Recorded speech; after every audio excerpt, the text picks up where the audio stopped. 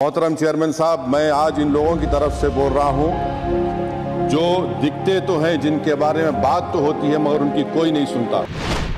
मैं उनके बारे में बोल रहा हूं जिनके बारे में वजीर आजम मोदी ने कहा था कि घुसपैठी है। महाराष्ट्र के रण में ओवैसी ने अपना कैंपेन सॉन्ग इतिहास बनाएंगे, संविधान बचाएंगे लॉन्च करके अपने चुनावी अभियान का आगाज कर दिया। इतिहास बनाएंगे, संविधान बचाएंगे, जो लड़ रहा है हमारे लिए हम उसका ही साथ देंगे। इस कैंपेन सॉन्ग के जरिए मॉब लिंचिंग, हिजाब और दंगों का मुद्दा उठाकर ओवैसी ने साफ कर दिया है कि एक बार फिर मुस्लिम वोट बैंक के सहारे वो महाराष्ट्र में एमवीए की सिरदर्दी बढ़ाने के लिए तैयार है। सवाल यही है, क्या महाराष्ट्र में ओवैसी उनको विलेन समझने वाली एमवीए का खेल बिगाड़ पाएंगे? क्योंकि ओवैसी कई बार एमवीए में शामिल होने के लिए अपनी इच्छा जाहिर कर चुके हैं, लेकिन उन्हें अब तक कोई पॉजिटिव रिस्पांस नहीं मिला और ना ही मिलने के चांस है। ऐसे में ओवैसी के पास एकला चलो के अलावा कोई और चारा भी नहीं। हम लड़ेंगे महाराष्ट्र का चुनाव। हमारे 2 विधायक वहां से ऑलरेडी जीत कर आए, 2 हैं। हमारी कोशिश होगी कि हम और हमारे विधायक की संख्या को बढ़ाएं और साथ ही साथ हम ये भी उम्मीद करते हैं कि महाराष्ट्र की जनता दोबारा फडणवीस शिंदे की सरकार को अपना एतमाद नहीं देगी। मगर हमारी पूरी कोशिश यही है कि एमआईएम पार्टी के एमएलएस की तादाद में इजाफा हो, इम्तियाज़ जलील की लीडरशिप में हमारे ज़्यादा तादाद में एमएलएस जीत कर महाराष्ट्र की विधानसभा में गरीब और मजलूमों की आवाज़ को बुलंद कर सकें, उनकी इंसाफ की लड़ाई को लड़ सकें और हर समुदाय का एक सियासी आवाज होनी चाहिए। हम वो कोशिश कर रहे हैं। सिर्फ महाराष्ट्र विधानसभा चुनाव ही नहीं बल्कि यूपी का उपचुनाव, बिहार का उपचुनाव और यहां तक कि झारखंड में भी विपक्षी गठबंधन का खेल खराब करने के लिए ओवैसी तैयार खड़े हैं। उन्होंने यूपी और बिहार में विपक्षी गठबंधन का खेल खराब करने के लिए अपने उम्मीदवार भी उतार दिए हैं। इससे जो पूरा का पूरा चुनाव है वो और भी ज्यादा रोमांचक हो गया है।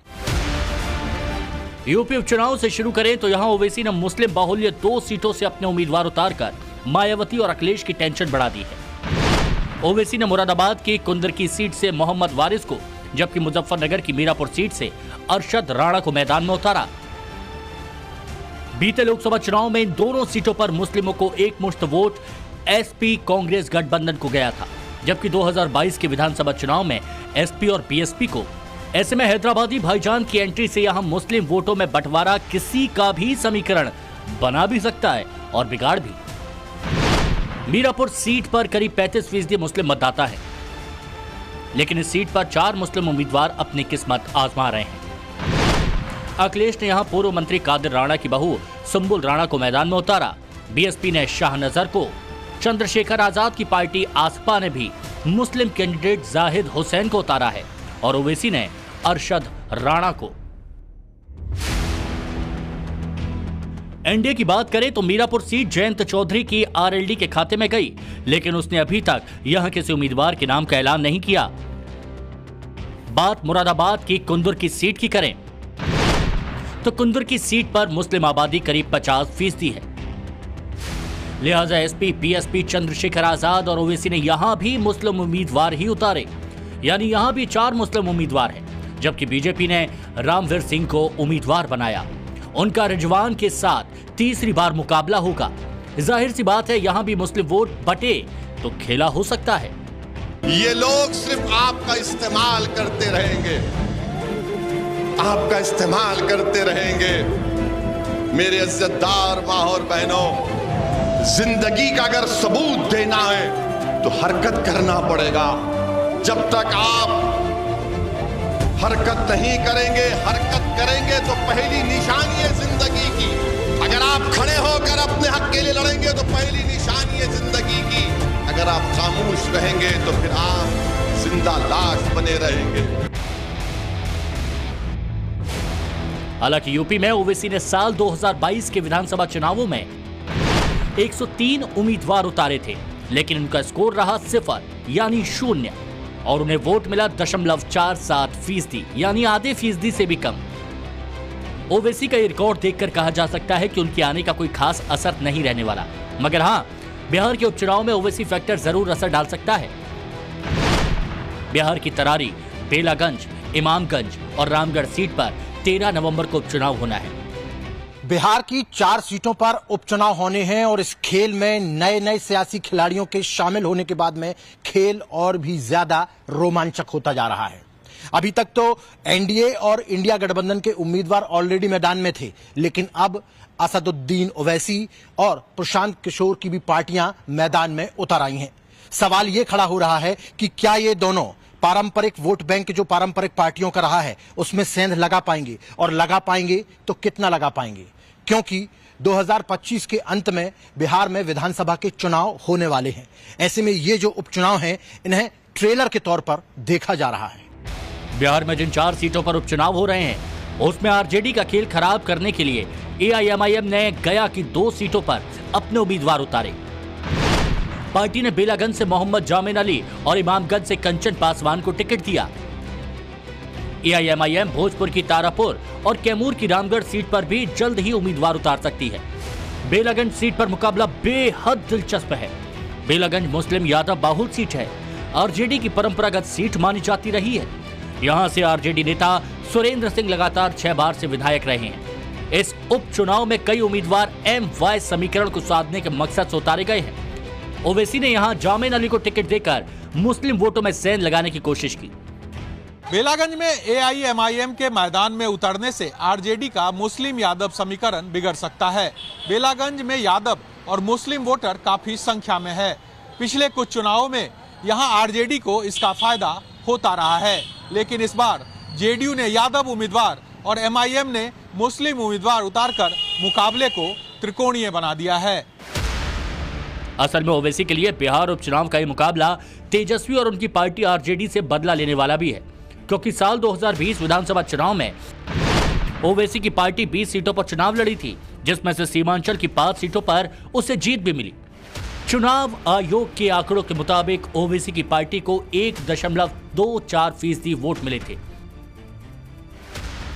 इस जीत से ओवैसी गदगद थे, लेकिन 2022 में ओवैसी के 5 में से 4 विधायक आरजेडी में शामिल हो गए। उस चुनाव के बाद से अभी तक सभी चुनावों में ओवैसी के हाथ मायूसी ही लगी। पश्चिम बंगाल, उत्तर प्रदेश, उत्तराखंड, राजस्थान, कर्नाटक विधानसभा चुनावों में ओवैसी 0 पर ही अटके रहे। जाहिर है 2025 के बिहार चुनाव से पहले ये उपचुनाव उनके लिए अपनी ताकत परखने का अच्छा मौका है, जिसके लिए ओवैसी पूरी ताकत से जुटे हुए हैं। कभी भी अपने आप को अकेला मत महसूस करो नौजवानों, कभी भी।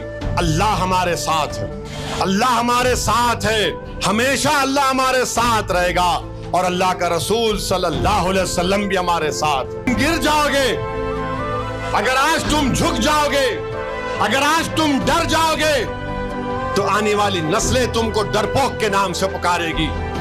आने वाली नस्लें तुमको कहेगी ये झुक गए, ये कमजोरी की मिसालें पेश किए।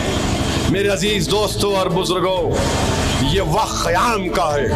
जैसा कि किसी शायर ने कहा कि नादान सजदे में गिर गए जब वक्त क़याम आया, ये सीना तान कर खड़े होने का वक्त है। ओवैसी की राजनीति सिर्फ मुस्लिमों के इर्द गिर्द घूमती है, लिहाजा चुनाव कोई भी हो वो मुस्लिम बहुल सीटों पर जोर आजमाइश करते नजर आते हैं। इसी कड़ी में ओवैसी की एआईएमआईएम ने झारखंड विधानसभा में मुस्लिम बाहुल्य सीटों पर 7 उम्मीदवार मैदान में उतार दिए हैं। इन सीटों में पाकुड़, महगामा, रांची, जमशेदपुर पश्चिम, बड़कागांव, चतरा और गढ़वा शामिल है। माना जा रहा है कि इसके अलावा दूसरे चरण की सीटों पर भी पार्टी उम्मीदवार उतार सकती है। एआईएमआईएम ने जिन सीटों पर प्रत्याशी खड़े किए हैं उन पर मुस्लिम मतदाताओं की संख्या 22 से 38% तक है।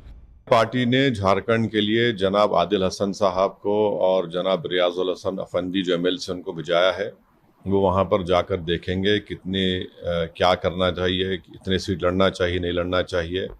और फिर अख्तर उल ईमान साहब बिहार में भी बाई इलेक्शन है, यहाँ पर भी वो भी इसके जिम्मेदार रहेंगे। जहाँ तक महाराष्ट्र का मामला है, हमने 5 कैंडिडेट्स का ऐलान कर चुके हैं, और भी कैंडिडेट्स के ताल्लुक से हमारी इम्तियाज जलील साहब की, अकबरुद्दीन ओवैसी साहब और जितने हमारे बड़े नेता हैं उनसे बातचीत चल रही है। हालांकि झारखंड में साल 2019 में हुए चुनावों में ओवैसी की पार्टी सिर्फ वोट कटवा साबित हुई थी। पिछले चुनाव में एआईएमआईएम ने 16 सीटों पर उम्मीदवार उतारे थे, 11 सीटों पर ओवैसी के उम्मीदवार को नोटा से भी कम वोट मिले। झारखंड में ओवैसी को सिर्फ 1.16% मत हासिल हुए थे। ओवैसी के लिए झारखंड का बीता चुनाव फ्लॉप शो से ज्यादा कुछ नहीं था। ओवैसी की पार्टी प्रतिद्वंदिता में दूसरे और तीसरे स्थान पर रहे प्रत्याशियों को किसी भी तरह का नुकसान पहुंचाने में भी नाकाम रही थी। ऐसे इस बार ओवैसी महागठबंधन को कोई नुकसान पहुंचा पाएंगे या किंग मेकर जैसी किसी भूमिका में रहेंगे, इसकी संभावना बहुत बहुत कम है। हालांकि वो मुस्लिम मतों को पूरी तरह से अपने पाले में लाने के लिए पूरी ताकत लगा रहे हैं। मैं आपसे कह रहा हूं, मेरी बात को जहन नशीन कर लो। आप वोट देते या नहीं देते हो, आपका हक है, मगर आप इस बात को याद रखो, अगर आप अपनी सियासी क़यादत को मजबूत नहीं करेंगे, अगर आप अपने वोटों से मजलिस के नुमाइंदों को कामयाब नहीं करेंगे, ये लोग सिर्फ आपका इस्तेमाल करते रहेंगे, आपका इस्तेमाल करते रहेंगे। मेरे इज्जतदार माँ और बहनों, जिंदगी का अगर सबूत देना है तो हरकत करना पड़ेगा। जब तक आप हरकत नहीं करेंगे, हरकत करेंगे तो पहली निशानी है जिंदगी की। अगर आप खड़े होकर अपने हक के लिए लड़ेंगे तो पहली निशानी है जिंदगी की। अगर आप खामोश रहेंगे तो फिर आप जिंदा लाश बने रहेंगे।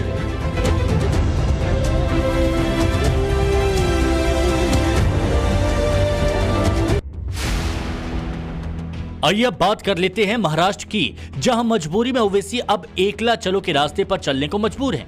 हालांकि जिस तरह से एमवीए ने ओवैसी से दूरी बनाई हुई है, उसे देखकर सवाल ये भी उठाए जा रहे हैं कि क्या ओवैसी को दरकिनार करके एमवीए अपने लिए खाई खोद रहा है। हालांकि चुनावी आंकड़े बताते हैं कि गैर बीजेपी दलों की चुनावी संभावनाओं को नुकसान पहुंचाने में ओवैसी की पार्टी इतनी प्रभावशाली साबित नहीं हुई है जितना कि समझा जाता है। साल 2014 में ओवैसी की पार्टी ने महाराष्ट्र में 22 सीटों पर चुनाव लड़ा, 2 जीते और कुल वोटों का केवल 0.93% हासिल किया। साल 2019 के विधानसभा चुनाव में सीटें बढ़ाकर दोगुनी कर दी। एआईएमआईएम ने 44 सीटों पर चुनाव लड़ा, 2 जीते और कुल वोटों का 1.34% वोट हासिल किया।